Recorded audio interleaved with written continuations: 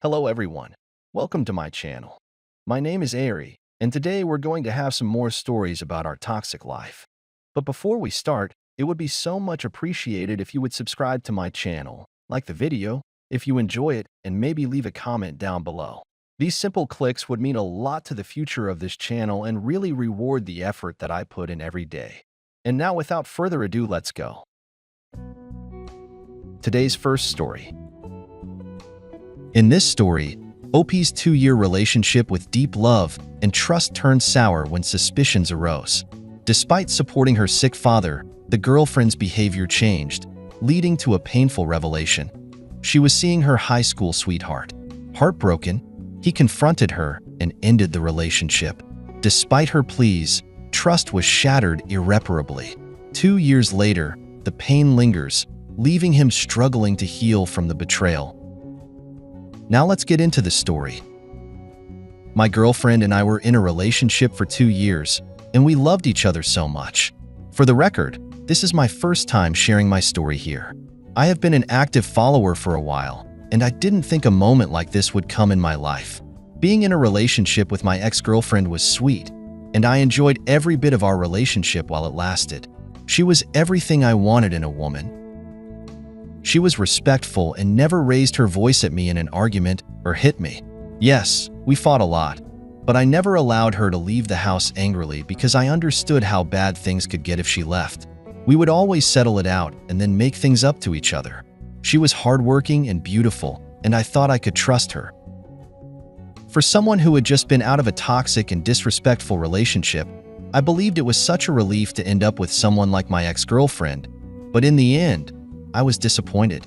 Things were fine between us, and we were still two lovebirds who could not do without each other until the second year of our relationship. A year and some months after we started dating, her father fell ill, but it wasn't serious. It was a roller coaster because he would get well one week, and the following week he would fall ill again. We were worried, and we supported him, whether financially or emotionally.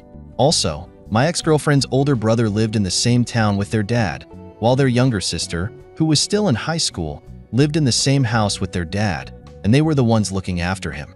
My ex-girlfriend never had a reason to go home. We used to send money and talk to her father on the phone, and that was all. A couple of weeks after our second dating anniversary, I noticed that my ex-girlfriend was beginning to change. First, our conversation dropped. She used to return from work and tell me everything that happened during the day, but she just stopped. She would come home and would be on her phone the whole evening. From there, our intimacy reduced. She was always claiming she was tired or not in the mood. Then the most suspicious one was that she changed her phone password so I couldn't access it. When I asked her about the phone password, she didn't give me a good reason for changing it.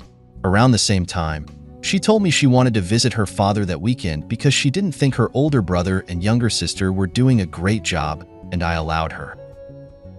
I believed it would only be for that weekend, but it wasn't. It continued with other weekends, and she would get excited each time the weekend approached, which was odd for someone looking after an old, sick man. I also noticed that the clothes she took were some of her most beautiful and exposing gowns she only wore for me, and I suspected something was wrong. Funnily enough, every time I called her sick father to confirm if she was there, he would tell me she just left the house, which continued for weeks. Our relationship continued to grow cold, and the distance between us was evident. I knew she was always talking to someone on the phone, and whenever I asked her who it was, she would say she was talking to her best friend, which I never believed. When I couldn't take it anymore, I hired a PI to follow her to her hometown, and he followed her from the moment she left my house on a Friday evening. Her town was 40 to 45 minutes away from the city we lived in, so she got there before sunset. He also followed her the entire weekend, and what I discovered broke me completely. That night, she didn't go to her father's house like she claimed. She was sleeping at another man's house, and he was her high school sweetheart.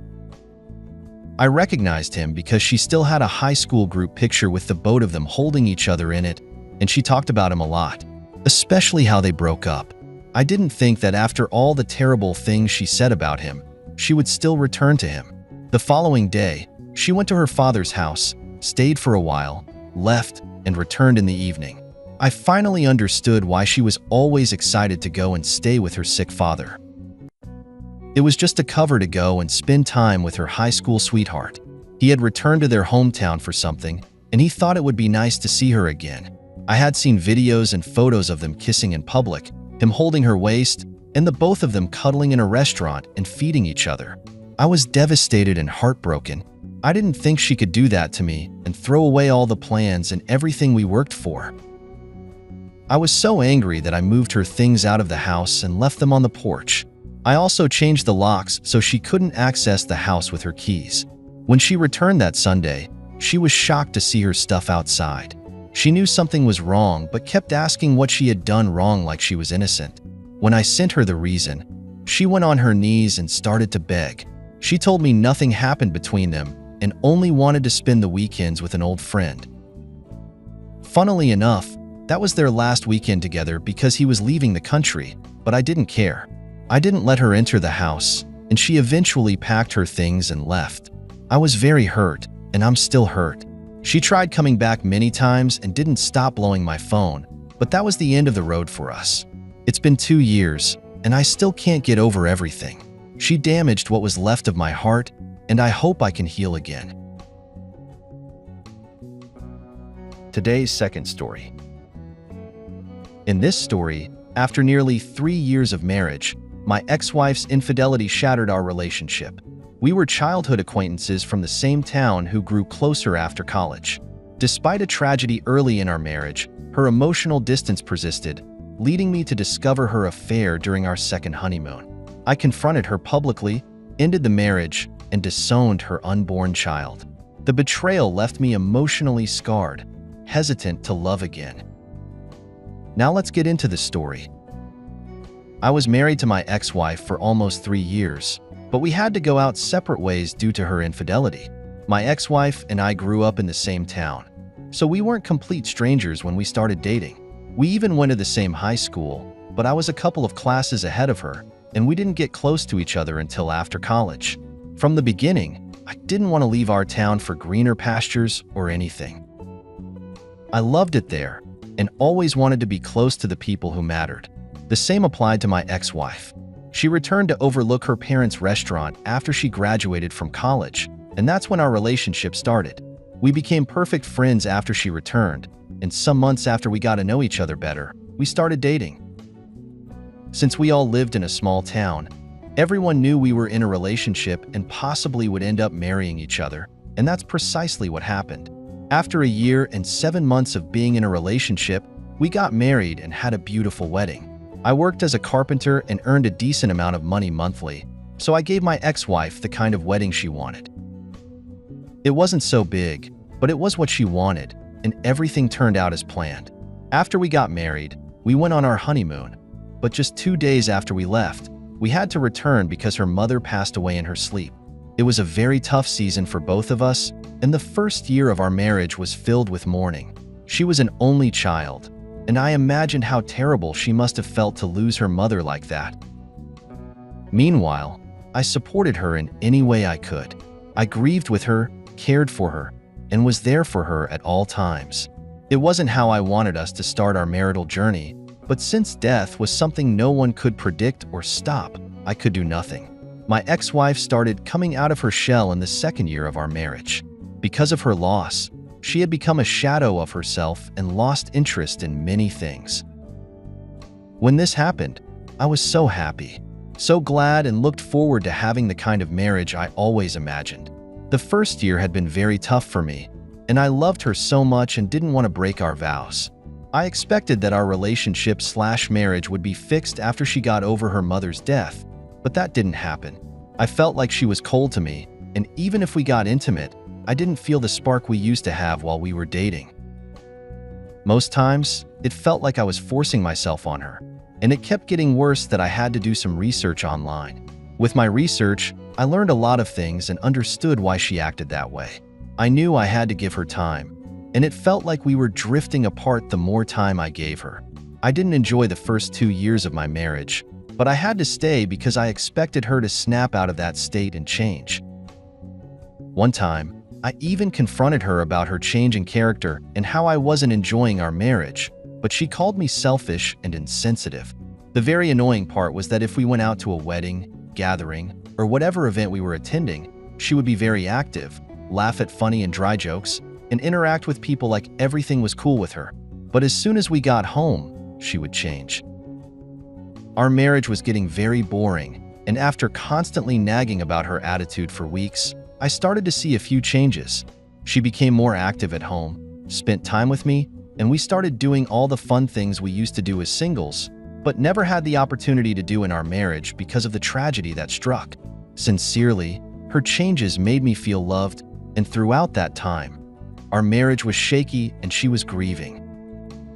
I never tried to play smart with or look at any woman in a way I shouldn't have. I'll admit, there were temptations, especially since I wasn't getting what I wanted, and I knew what a 5-minute mistake could do to our marriage. Our home was filled with happiness and laughter for the following months, and I enjoyed her company so much. The icing on the cake was when we found out she was pregnant, and I was so excited I would become a father. It meant so much to me. Overall, I was glad I was finally having the marriage of my dreams. About 6 months after my ex-wife found out she was pregnant, I decided to make things up to her. I knew the news of her mother's death had ruined our honeymoon, and even though she never mentioned it, I knew she would love to return to the same place. It was expensive, but I started saving for it 2 months after things returned to normal. After all the bookings and preparations were made, I broke the news to her, and we didn't just take it as our honeymoon, but as a romantic getaway. And she really loved it because our wedding anniversary was only a week after we'd returned from the getaway, and we planned on renewing our vows in front of friends and family. The renewal of vows was my idea, and I thought it was necessary because we were only beginning to enjoy our marriage. Eventually, we went on our second honeymoon getaway and had so much fun together. We visited places, took multiple pictures, and most importantly, tried different foods. We were only meant to spend a week there, and on our 6th day there I made a shocking discovery. I can't really recall what took me to my ex-wife's phone. I think she was telling me about the news that went viral on Facebook, and since I wasn't on Facebook then, she gave her phone to me so I could read it. Then she went into the bathroom to shower, and because I wasn't very interested in the news, I pressed the return key and it opened her text messages. I know I shouldn't have read her messages, but I couldn't resist the temptation. It was my first time doing so. There was a name saved as my happiness in Spanish, and it piqued my curiosity. So I opened the message, and to my greatest surprise, it was our former wedding planner. There were also a lot of pictures shared between them, nudes, and pictures of them together in bed, and photos of them kissing each other. Another thing was they had been dating each other for 2 years under my nose, and a month after our wedding anniversary was their second anniversary. At that point, I felt the room spin and my chest almost exploded from being too tight. I would really love to explain how I felt, but no amount of words can describe it. I'm still somewhat surprised that I was smart enough to forward all their messages to my number in that state of shock and delete all that I sent to my phone so she wouldn't know. Honestly, the rest of our romantic getaway was ruined, and there was a change in my attitude too. I was so worried that the child she was carrying wasn't mine, and for nights I did not sleep well or think straight. I even missed working on most of my clients' projects because I was not in the right mind. Meanwhile, I kept everything in and did not confront her about anything. She was so engrossed with our small renewal of vows party that she thought I was having mood swings again.